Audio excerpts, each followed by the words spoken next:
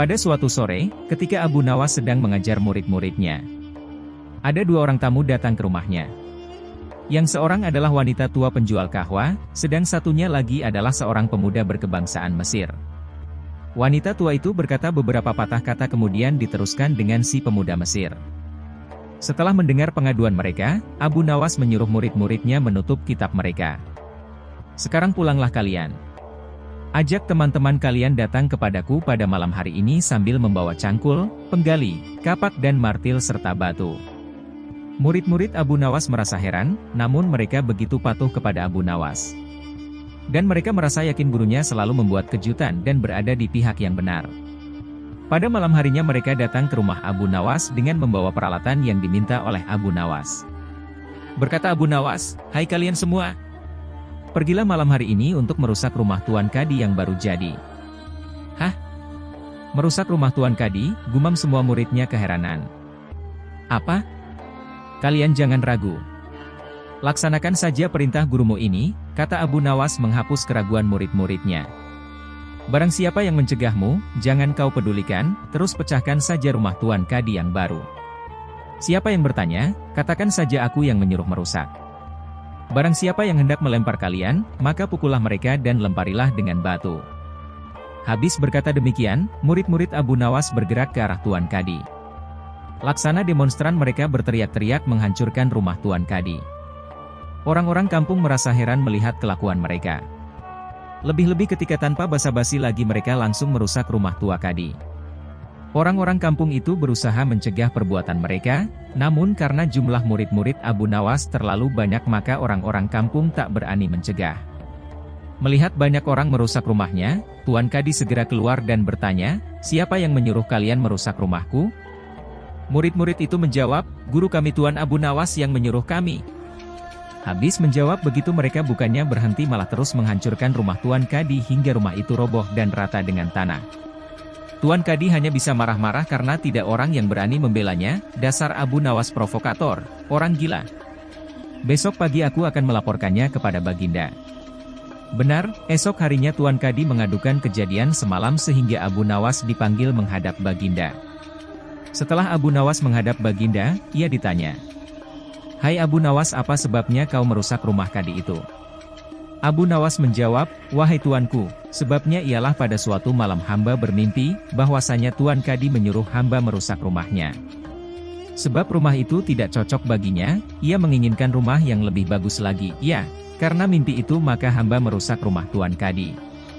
Baginda berkata, "Hai Abu Nawas, bolehkah hanya karena mimpi sebuah perintah dilakukan? Hukum dari negeri mana yang kau pakai itu?" Dengan tenang Abu Nawas menjawab, "Hamba juga memakai hukum Tuan Kadi yang baru ini tuanku." Mendengar perkataan Abu Nawas seketika wajah Tuan Kadi menjadi pucat. Ia terdiam 1000 bahasa. "Hai Kadi, benarkah kau mempunyai hukum seperti itu?" tanya Baginda. Tapi Tuan Kadi tiada menjawab, wajahnya nampak pucat, tubuhnya gemetaran karena takut. "Abu Nawas, jangan membuatku pusing. Jelaskan kenapa ada peristiwa seperti ini," perintah Baginda. "Baiklah." Abu Nawas tetap tenang. "Baginda, beberapa hari yang lalu ada seorang pemuda Mesir datang ke negeri Baghdad ini untuk berdagang sambil membawa harta yang banyak sekali. Pada suatu malam ia bermimpi kawin dengan anak Tuan Kadi dengan mahar, mas kawin, sekian banyak. Ini hanya mimpi Baginda." Tetapi Tuan Kadi yang mendengar kabar itu langsung mendatangi si pemuda Mesir dan meminta mahar anaknya. Tentu saja pemuda Mesir itu tak mau membayar mahar hanya karena mimpi. Nah, disinilah terlihat arogansi Tuan Kadi. Ia ternyata merampas semua harta benda milik pemuda Mesir sehingga pemuda itu menjadi seorang pengemis gelandangan dan akhirnya ditolong oleh wanita tua penjual kahwa. Baginda terkejut mendengar penuturan Abu Nawas, tapi masih belum percaya 100%, maka ia memerintahkan Abu Nawas agar memanggil si pemuda Mesir. Pemuda Mesir itu memang sengaja disuruh Abu Nawas menunggu di depan istana, jadi mudah saja bagi Abu Nawas memanggil pemuda itu ke hadapan Baginda. Berkata Baginda Raja, "Hai anak Mesir, ceritakanlah hal ihwal dirimu sejak engkau datang ke negeri ini." Ternyata cerita pemuda Mesir itu sama dengan cerita Abu Nawas. Bahkan pemuda itu juga membawa saksi yaitu Pak Tua pemilik tempat kos dia menginap. Kurang ajar. Ternyata aku telah mengangkat seorang kadi yang bejat moralnya. Baginda sangat murka. Kadi yang baru itu dipecat dan seluruh harta bendanya dirampas dan diberikan kepada si pemuda Mesir. Setelah perkara selesai, kembalilah si pemuda Mesir itu dengan Abu Nawas pulang ke rumahnya. Pemuda Mesir itu hendak membalas kebaikan Abu Nawas. Berkata Abu Nawas, "Janganlah engkau memberiku barang sesuatu pun kepadaku. Aku tidak akan menerimanya sedikit pun jua." Pemuda Mesir itu betul-betul mengagumi Abu Nawas. Ketika ia kembali ke negeri Mesir, ia menceritakan tentang kehebatan Abu Nawas itu kepada penduduk Mesir sehingga nama Abu Nawas menjadi sangat terkenal.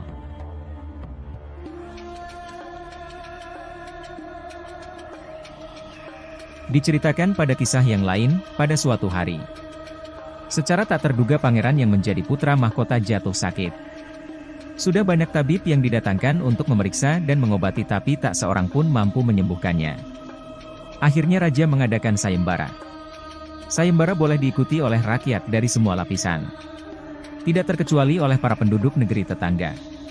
Sayembara yang menyediakan hadiah menggiurkan itu dalam waktu beberapa hari berhasil menyerap ratusan peserta. Namun tak satu pun dari mereka berhasil mengobati penyakit sang pangeran. Akhirnya sebagai sahabat dekat Abu Nawas, menawarkan jasa baik untuk menolong sang putra mahkota. Baginda Harun al-Rasyid menerima usul itu dengan penuh harap.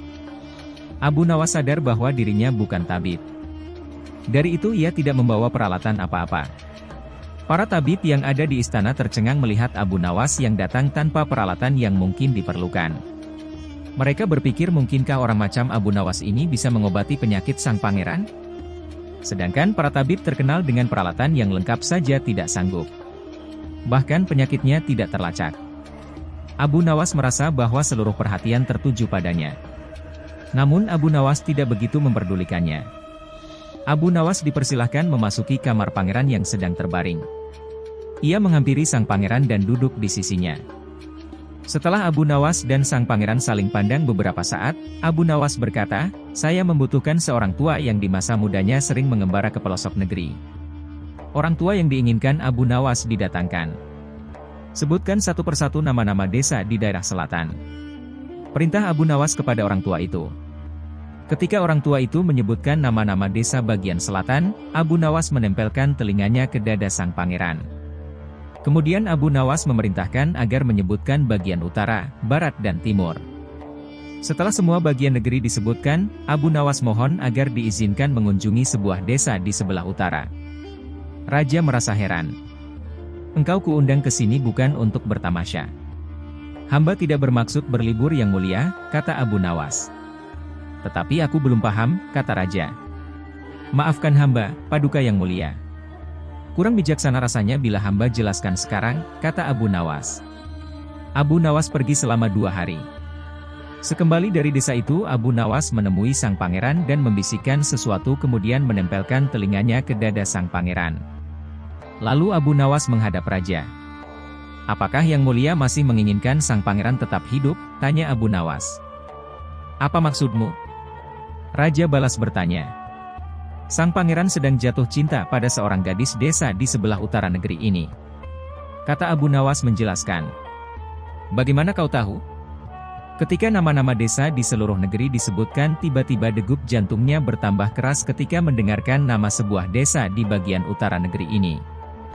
Dan sang pangeran tidak berani mengutarakannya kepada Baginda. "Lalu apa yang harus aku lakukan?" tanya raja. "Mengawinkan pangeran dengan gadis desa itu. Kalau tidak," tawar raja ragu-ragu. "Cinta itu buta. Bila kita tidak berusaha mengobati kebutaannya, maka ia akan mati." Rupanya saran Abu Nawas tidak bisa ditolak. Sang pangeran adalah putra satu-satunya yang merupakan pewaris tunggal kerajaan. Abu Nawas benar. Begitu mendengar persetujuan sang raja, sang pangeran berangsur-angsur pulih.